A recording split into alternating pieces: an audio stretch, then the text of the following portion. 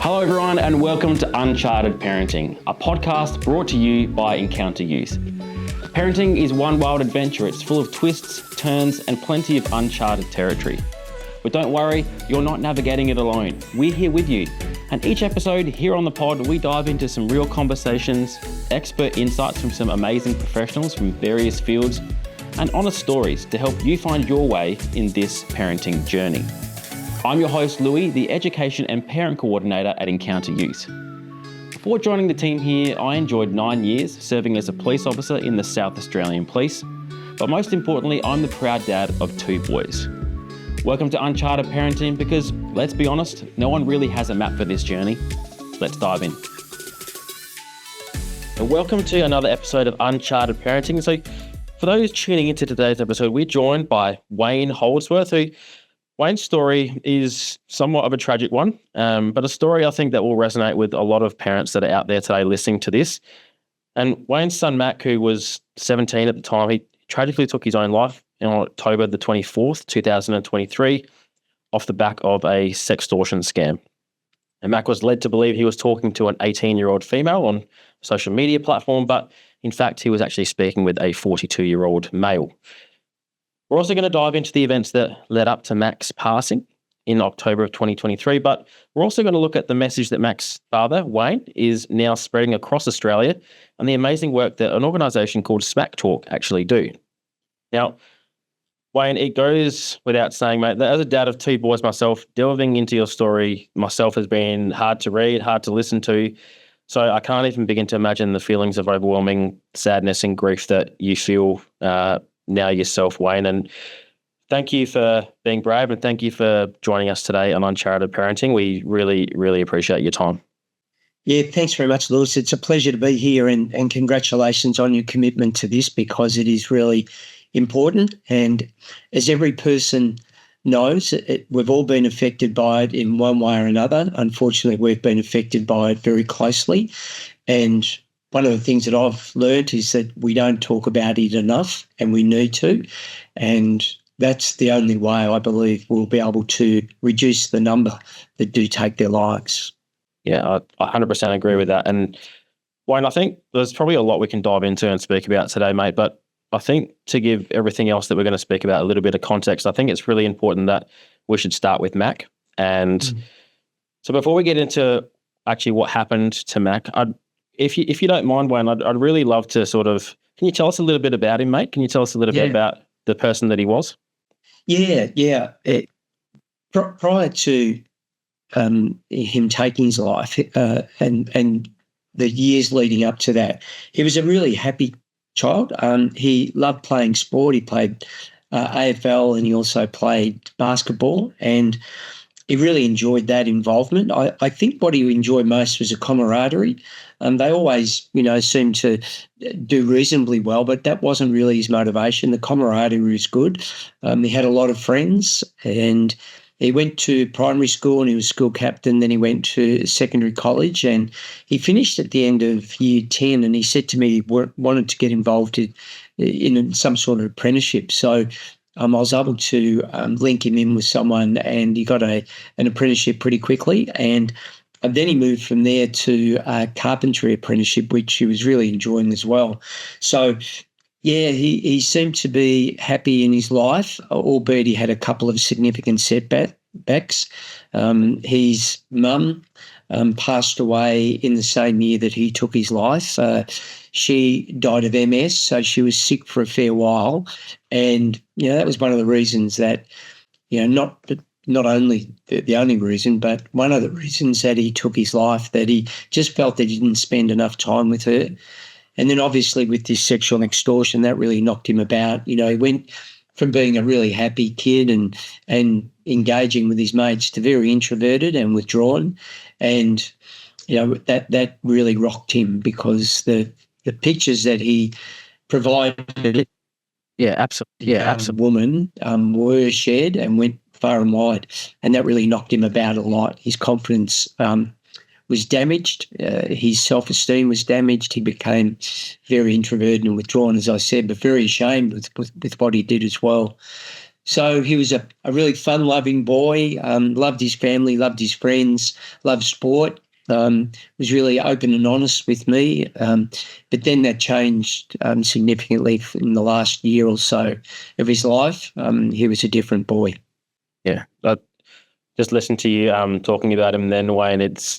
I think it's probably safe to say he sounds like your typical Aussie teenager, loved his sport, loved spending time with his mates, loved being around those people that he loved. And it's tough to hear that he had those couple of significant setbacks. And I'm sorry to hear about, his mum's passing as well. And I can't even imagine as a teenager dealing with my own mum's passing, let alone, it's a tough, I think it's a tough thing for anybody, Wayne, to go through at any point in life, but let alone sort of that, there's lots going on in those teenage years, isn't there? And school, mates, sport, friendships are changing, coming, going, there's lots going on. And to lose his mum as well in that same time frame is quite, I think would be difficult for anybody, let alone a teenager. So I think, Wayne, as well, from what I understand of things and the incident that you alluded to there, with the sextortion scam there, it all sort of kicked off in August 2023. Is that about right? Yeah,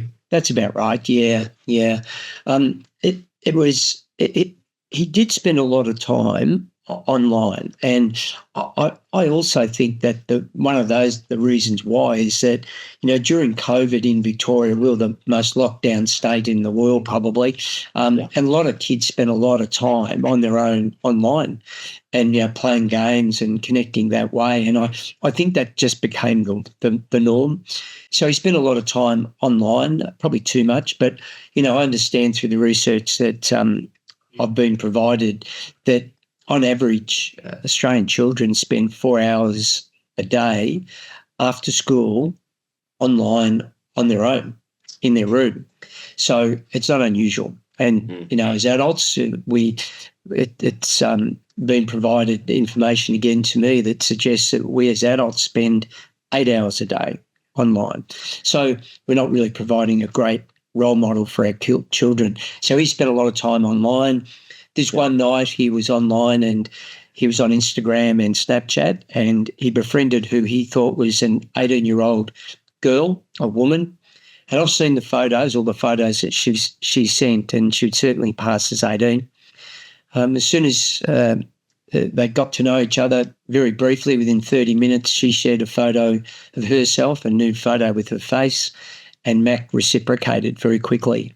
And the communication then ceased a little bit, and a few minutes after that, he got a phone call from a number that he didn't recognise, but he thought it was the woman, and he was quite excited that she'd phoned him, but turned out to be a 47-year-old man from Liverpool, New South Wales.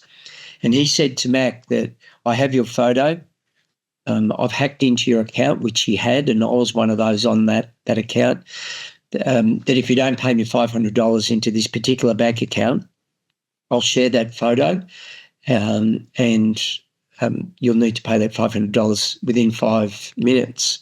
And so Mac panicked. He had $500. He paid him straight away. And Mac trusted him. He thought that the guy was after $500, and as soon as he got the $500, that'd be it. So after he paid the $500, he was sort of relaxed and comfortable that was it, that he'd learned a pretty expensive lesson. But unfortunately, only a couple of minutes after he'd sent the money, the phone rang again, and it was the same person. And he said to Mac that he's got his $500, he wants another $500, and if you don't pay me another $500 into this nominated bank account, that he will share the photo, and that your parents will hate you and you'll want to kill yourself. The other words, and we've got a transcript of that.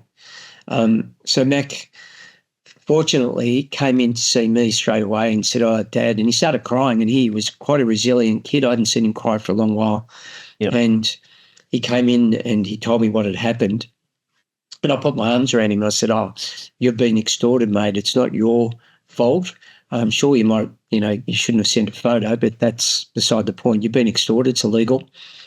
And as I was hugging him, I could feel the moisture on my shoulder that he was crying, and he was really upset because he had to go to footy training the next night, and he was captain of that team, and he was really ashamed. At that time, the phone rang again, and he said, "Dad, that's the same number." So he said, "Would you talk to him?" And I said, "Yeah, sure." Well, it was quite an animated discussion, Lewis, and it ended by this person saying to me, "I hope your son dies and I hope you die." And that was that. He and I agreed that we would go to the police, and he told his story to the police, took a statement. Yep. He showed them all the photographs. I didn't see his part of it, but I saw her picture. Yep. And the police said on the way out, he said to me, "Wayne, he was courageous and gave a really detailed statement, but we probably won't catch his person because he'll be working for a cartel somewhere, in another part of the world." Yep. And there'll be an encrypted bank account. Won't be able to chase him or trace him. But fortunately, 3 days later, I got a call and they did find him. He used his own bank account. He decided to cut the cartel out and used his own bank account, received the full $500. They found him. He was in New South Wales in Liverpool. Mac was asked to give a victim impact statement, and he wasn't able to do that because he took his own life. And his case, the case was in January 2024, and I went to Liverpool court with the senior detective, and he pleaded guilty. He was allowed to plead guilty to a lesser charge, receiving the proceeds of crime, so as that the case could be quickly processed. Yep. And he received 6 months jail, and he's out now doing exactly the same thing. Lewis, Mac was never the same. He became introverted, became withdrawn. To give you an example, he used to write these beautiful Father's Day and birthday cards to me on an A4 piece of paper. He would fold it, and on the front he'd draw a diagram of perhaps him and I kicking the footy or playing cricket in the backyard. But then inside was the most beautiful words you'd ever want to read from your son. It'd always start with "Dear Dad," and he'd tell me how much I meant to him, and then he'd finish off with "I love you, Dad." And in the September 2023 was Father's Day, and I didn't see a card from him. And I asked him about it. He said, "Oh, Dad, I can't write those cards anymore because I can't trust that the words on those cards won't be shared." So he just lost complete trust with anybody, including me. So he changed significantly. Yeah, absolutely. Yeah, absolutely. That's a lot that you just spoke about there, and I'm sorry that I think anyone listening to this would feel sad, would feel great empathy for you and for what you went through. I think it was very brave of you to go to court as well and to read that victim impact statement. I think not a lot's actually spoken about doing something like that. It's probably quite a confronting thing. Having to stand up there in front of a group of people and, sort of go back into, you'd probably just dealt with his passing and, dealing with those feelings still, and you're still having to, stand up there and speak about it again. And how was that received? Was the offender in court at the time? Yeah. Well, this is the thing, Lewis. I went there with a victim impact statement of my own because Mac didn't put one together because he passed away. Yeah. And because he'd plead guilty to a lesser charge, the magistrate thought in the wisdom, and I use wisdom very lightly, that in his wisdom thought that it wouldn't be appropriate for me to read out the victim impact statement because he'd pleaded guilty, and it's normally reserved for penalty, and he didn't allow me to read it out. And I thought that we've not only got a lot of work to do around suicide prevention, but our court system, we certainly have a lot of work to do there as well. And as I said, he's out in 6 months and he's doing the same thing again. Yeah. It was quite confronting, but I didn't have the opportunity to read anything out, unfortunately, which was really disappointing. Yeah. You're right. It is disappointing considering everything that you went through as a family off the back of that. There's a couple of things that we can delve into off the back of what you just said, Wayne. I think is one being that suicide prevention that you just mentioned, but also the social media aspect of things as well. And I think, Wayne, as a parent listening to this, and certainly myself, I think anyone would forgive you for, falling into a bit of a hole off the back of that, and certainly a lot of grief that would come up. As a dad myself, mate, having to even think about my son's passing away, let alone taking their own life, it's off the back of something like that. It's unfathomable to me. And, I think you're right. There is a lot of work we need to do in terms of suicide prevention and social media safety, online safety for our teenagers, for our kids. And probably I'll ask a couple of questions, but first of all, do you think enough is done, Wayne, in terms of, these big tech companies like Facebook, Instagram, Snapchat? I know you mentioned a while ago as well. Do you think enough's done in terms of, these restrictions that are placed on these apps, and safety measures put in place for those young people actually using them? In answer to your question, Lewis, definitely not. What I will say, however, is that I worked with News Corp on a voluntary basis last year and supported their Let Them Be Kids campaign. And that was around lobbying and advocating the government to raise the age limit to 16 for social media, because we know that boys as young as 5 here in Australia, some of them are addicted to violent pornography simply because they can. They can push I'm over 18. They see this stuff that they don't understand. They smile. The biometrics in the device they use identifies their smiling, so they're inundated with algorithms to addict them, and they become addicted to violent pornography. Many issues with that, not just the fact they're addicted to violent pornography, but their respect and responsibility to women is going to change significantly. So tech companies know that. They are the ones that addict them, and not just children, adults as well. We have girls as young as 7 that have anorexia here in Australia because they're body shamed online. And we have young girls as young as 12 that have taken their own lives in the last year, that have been bullied incessantly by 11-year-olds. And they leave school, and this particular girl left school. She was taken out of that school because of the bullying. But social media follows you. So the Australian government, with bipartisan support, I might add, which is fantastic, passed legislation late last year to raise the age limit to 16 legally. However, that is only a very small start, because Meta and other platforms will get around that. It's in their best interest to get around it. They have no moral compass at all, because they have had the technology to recognise people's age for some time, and it's not in their best interest to, because they earn billions through advertising to young kids. And so the legislation, and it's the first in the world, has been looked at by many countries.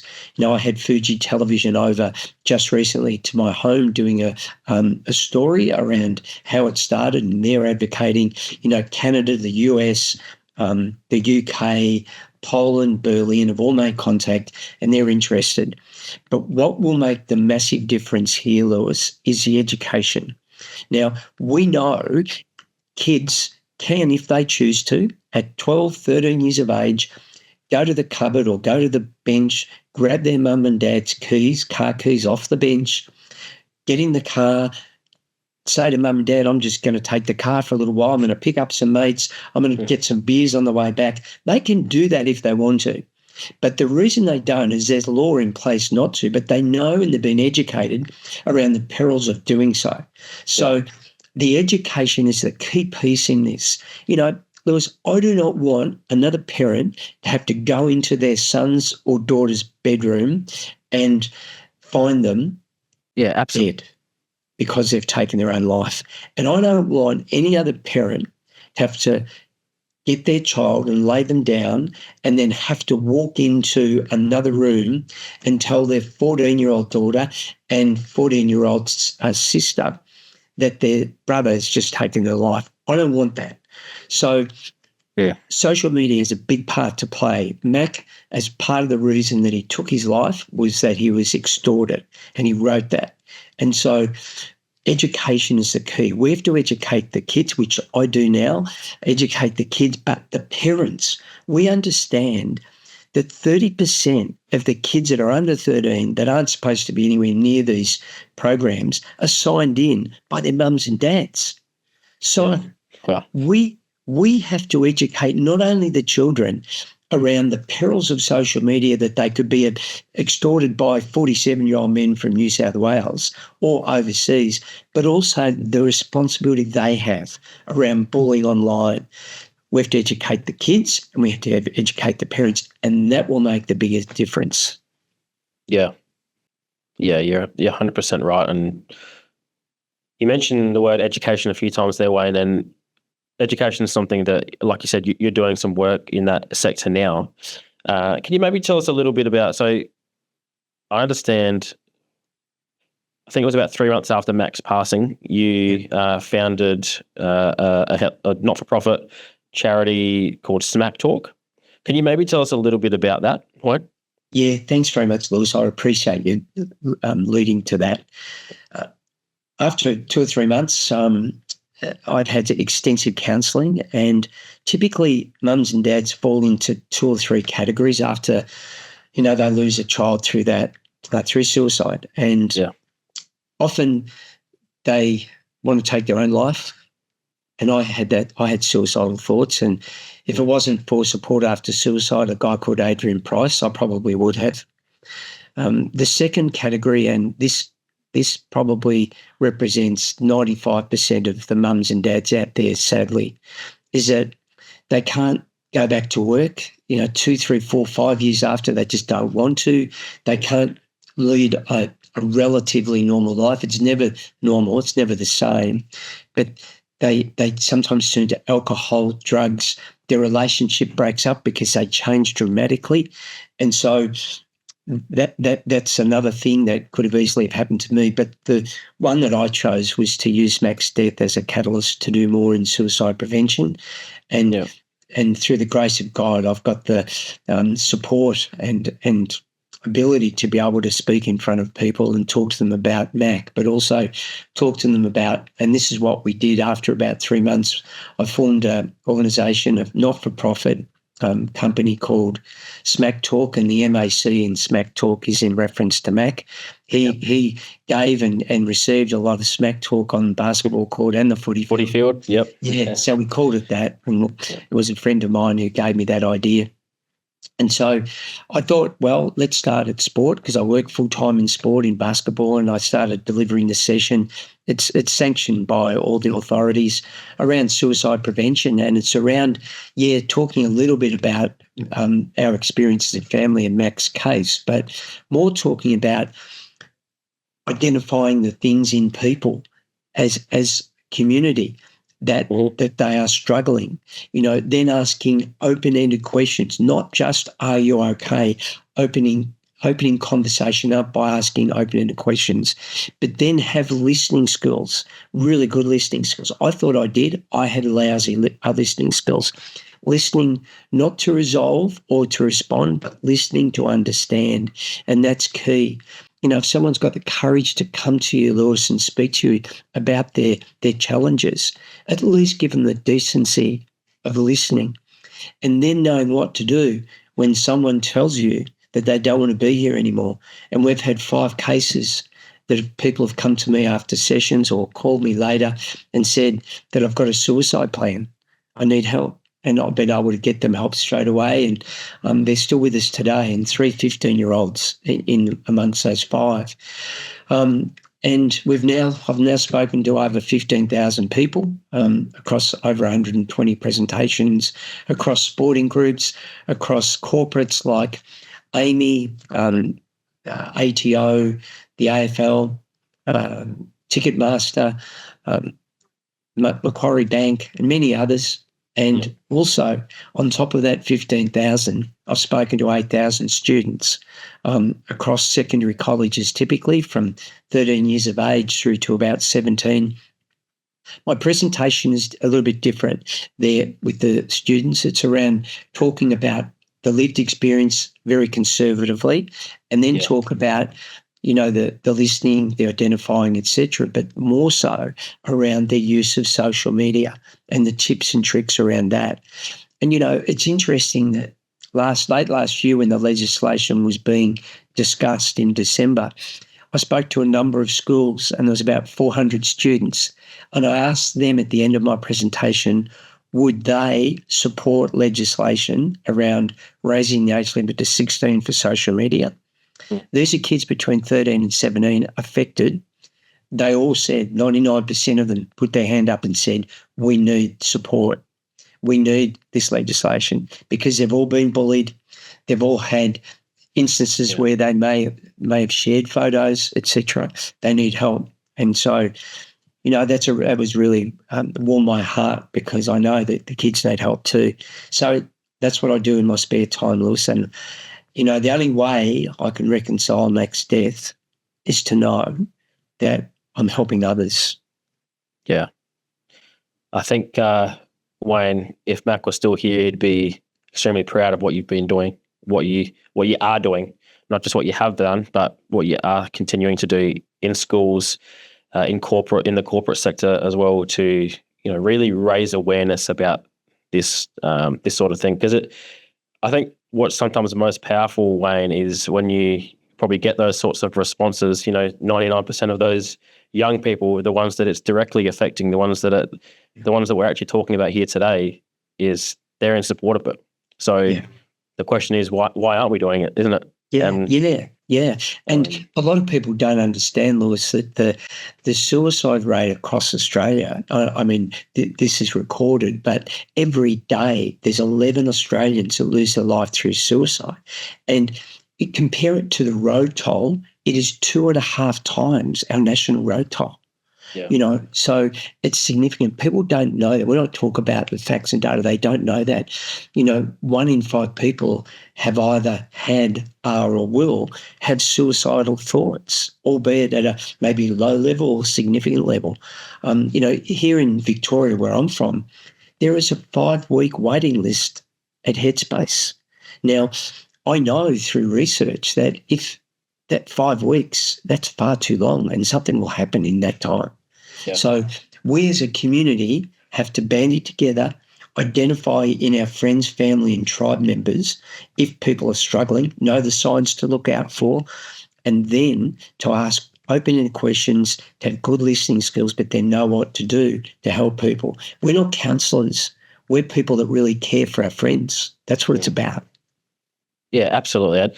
I think you mentioned a couple of times, Wayne, about listening and just being that listening ear. I think sometimes as parents, I know sometimes we always just want to come up with a solution, don't we? We always want to have a solution there ready to go, or an answer for our young people, for our teenagers. And sometimes we might not have the answer. And I think you've alluded to it a couple of times, is sometimes just, listening can be an amazing, a powerful skill, I think. Just to be that shoulder to cry on, that listening ear that they need, and to know that they have a safe space to come to, isn't it? To really land at when they are struggling. It's a really good point, Lewis, that safe spot. And, often kids won't come to their parents because they feel as though they might get told off or they don't feel comfortable talking to their folks. That's why we've got to be better parents. We have to open the door. We have to support our kids, tell them we love them every day. I wish I still had that opportunity, and just let them know that it's a safe space, that no matter what they do, they've got mum and dad there protecting them. And that then helps them understand a bit more about their child when they do come to them. I ask Mac every day, are you okay? And every day he would say, I'm fine, Dad. And he wasn't. But I don't say this lightly, Lewis, but if I'd known then what I know now, he'd still be alive. That's true education. Yeah.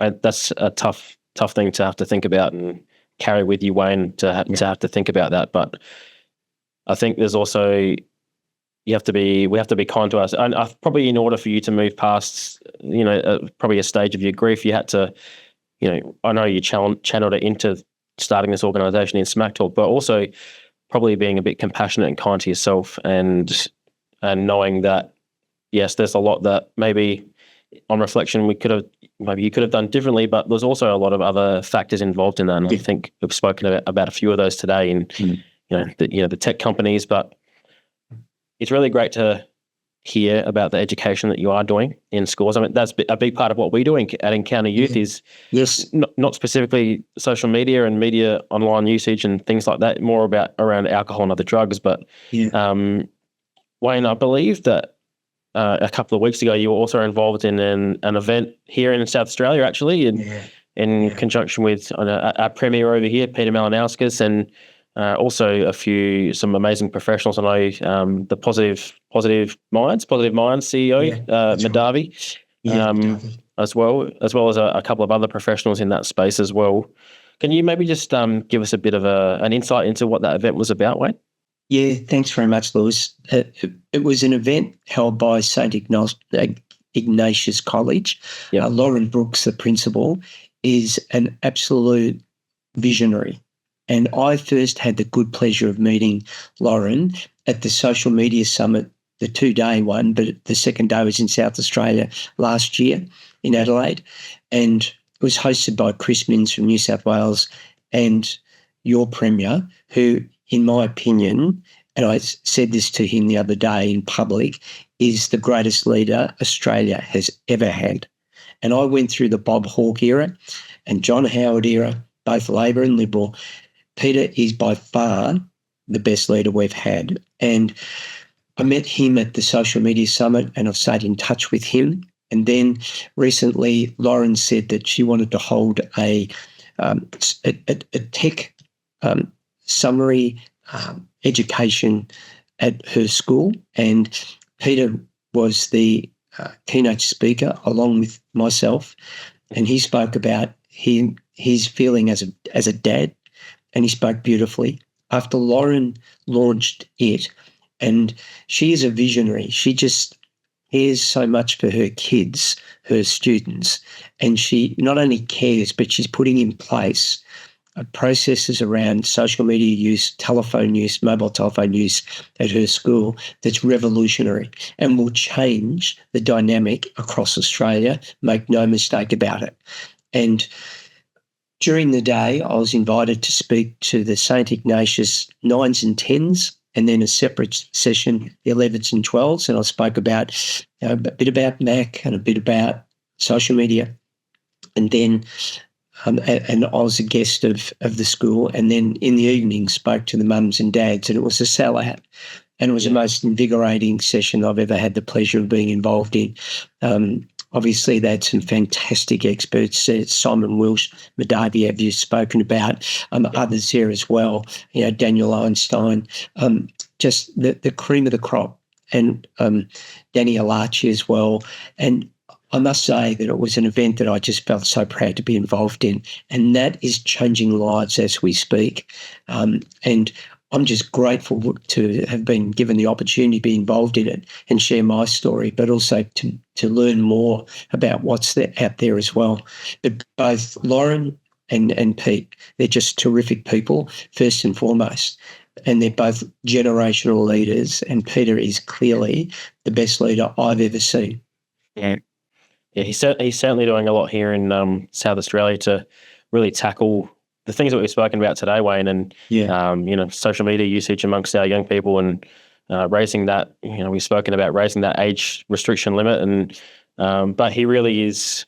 He puts his money where the mouth is. It puts his money where his mouth is, and he doesn't say something without actually doing it. And I think perhaps sometimes as Australians we look at our politicians that lead our country and lead our states, and then we think, oh yeah, that's just another thing that they're saying, or they don't actually put action to their words. And I think what we see with Peter is that he actually does that.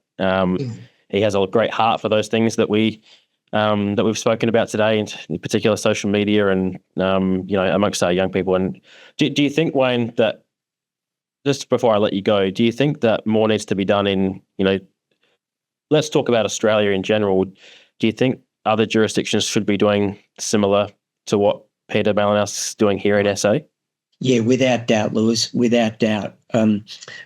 We have a terrific budget of over $8 billion dedicated to mental health, which is a big number. It's a lot. But less than 10% of that is on prevention. So we have a massive opportunity to change that dynamic because, we're spending all this money, which is required on post.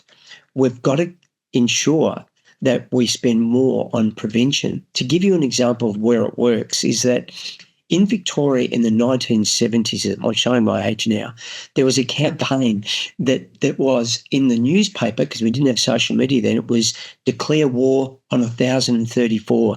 The 1034 was the road toll in that year in Victoria. Last year, it was less than 300. So Victoria was the first state in the world to introduce compulsory seatbelts. They introduced educational programs in schools. They got better cars, better roads, all preventative. And we've reduced it from 1,034 to less than 300 with a whole lot more cars on the road. And just in Victoria, for an example, an extra 160,000 people on the road last year. So education and prevention is better than cure. And so we have to change that dynamic. And the government know it. That's what they've got to do. They've got to spend more money in schools on education like Peter's done, and they'll get their head around it, and they will make the biggest difference as politicians that any other politicians have made. That will be their biggest legacy when they bring down the suicide rate to the same rate that we've done here in Victoria with the road toll. Yeah. If they're fair income. Yeah, I think you're right. That's exactly right. If they're fair income on it as well. I think, we see all these ads, don't we, Wayne, on TV, and specifically in regards to road toll. And you've alluded to it a couple of times, and you're 100% right. It's really interesting. I can't remember the last time I would have seen a TV advertising campaign about what we've spoken about today. Yeah. So, I think there is a lot of work to do as a society, as not only politicians, not only we could sit here and speak about the political side of things for forever, I think, Wayne, and pick it all apart. But I think as a society, as parents, I think we can do better. I know certainly that's what we're trying to do, and I think parents out there far and wide probably listening to this today, Wayne, would really resonate with your story. But also, I just want to thank you for being brave, coming on here today, sharing with us your story, about sharing us with Mac's story. And also, you're doing some incredible work in prevention, like we've spoken about. It's not just about cure, like we just mentioned. It's about that prevention and raising awareness, educating our young people in schools about this sort of thing. And thank you so much, Wayne, for sharing your time with us today. You've been incredibly generous. And look, I want to end by saying it is incredibly saddening to hear about your story, to hear Mac's story, and thank you for what you're doing in education in this sector. And we hope that continues far and wide, Australia-wide. Lewis, congratulations on everything you're doing. Your work with Encounter is just unbelievable. I've researched it and it's just brilliant. And I really appreciate the opportunity of being on today. It's great. Thank you. Thanks, Wayne. We wish you all the best. Thank you, mate. Thanks. Well, that's it for today's episode of Uncharted Parenting. Thank you again for joining us. We really enjoyed our chat with Wayne. He speaks from the heart. He speaks about his story, about Mac's story, his son's story, and how he turned tragedy into something positive, into something good that he's doing for the community, and really raising awareness and also approaching education in terms of social media and online usage amongst our young people, our young generation. We thank Wayne for joining us and sharing his story with us. What we spoke about today on today's episode with Wayne was quite heavy. So what I want to do is I want to leave this episode by saying there is some amazing support services out there for young people if you are struggling. Kids Helpline in particular are an amazing resource for young people. They have an online chat function available as well as the usual Kids Helpline phone number, and they actually support people up to the age of 24 years old. We've spoken today about some of those key warning signs that Wayne noticed in Mac, in his son, and how his demeanor changed. So if you're noticing some of those signs, make sure you reach out to those support services, and Kids Helpline is one of those amazing support services. As always, thank you so much for tuning in. We really hope you enjoyed this episode. We'd love to hear from all of our listeners. So if you have any questions that you would like us to answer here on the podcast, we want to hear directly from you. Send those questions in to us and we will be answering them right here on the pod. Please send them in to inquiry@encounteryouth.com.au. That's inquiry@encounteryouth.com.au. Remember, wherever you listen to your podcast, give us a follow, subscribe, send us a review, send in those questions by the bucket load, and remember, there is no map for parenting. You enter uncharted waters every single day, but there is a way forward. You're doing an amazing job already, and we're with you on that journey. We have some more amazing episodes coming your way very soon, but until next time, goodbye for now.